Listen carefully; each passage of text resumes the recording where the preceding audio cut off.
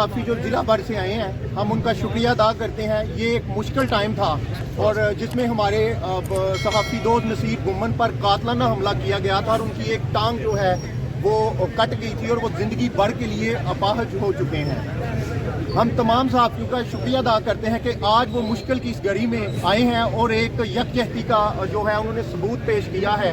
मैं तमाम दोस्तों का इलेक्ट्रॉनिक मीडिया और प्रिंट मीडिया के जितने भी दोस्त आए हैं उनका दिल की अथाह गहराइयों से शुक्रिया अदा करता हूँ। और कल को अगर हमें फिर ज़रूरत पड़ती है, आपसे उम्मीद करता हूँ कि दोबारा हम इसी चौक में इसी जगह पे इकट्ठे होंगे और आइंदा का जो लाइहा अमल है वो अपनाएंगे।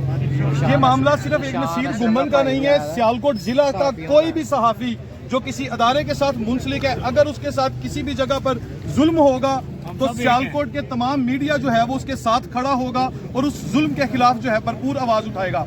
जिला भर से आने वाले तमाम इलेक्ट्रॉनिक और प्रिंट मीडिया के नुमाइंदगान का हम शुक्रिया अदा करते हैं कि वो हमारी एक कॉल पर नसीर गुम्मन के साथ इजहार यकजहती करने के लिए यहाँ पर तशरीफ लाए। पुलिस ने जो हमारे साथ कमिटमेंट की है, हम उस कमिटमेंट को देखेंगे। अगर पुलिस अपनी इस कमिटमेंट पर पूरा ना उतरी तो इंशाअल्लाह ताला हम सियालकोट पुलिस को बता देंगे कि सियालकोट के सहाफ़ी जो हैं वो एक आवाज़ के ऊपर इकट्ठे हो रहे हैं और इनकी हर एक चीज़ को हम बेनकाब करना भी जानते हैं। और अपने उस सहाफ़ी के लिए हम तमाम तर अपने सहाफ़ी जितने जिला भर में हैं, दूसरे शहरों में हैं, उनको भी हमला उसकी शदीद मजम्मत करते हैं। और इसी तरह सब लोग दोस्तों के साथ यही हम चाहेंगे कि इसी तरह यकजान होकर अपने हकूक़ के लिए खड़े हों। तो दूसरा ये है कि हम पुलिस का भी शुक्रगुजार हैं, उन्होंने हमें तावन का यकीन दिलाया। 2-4 दिन हम देख लेते हैं, उसके बाद अपने अगले लाए अमल का हम दोबारा फिर इंशाल्लाह। बहुत शुक्रिया।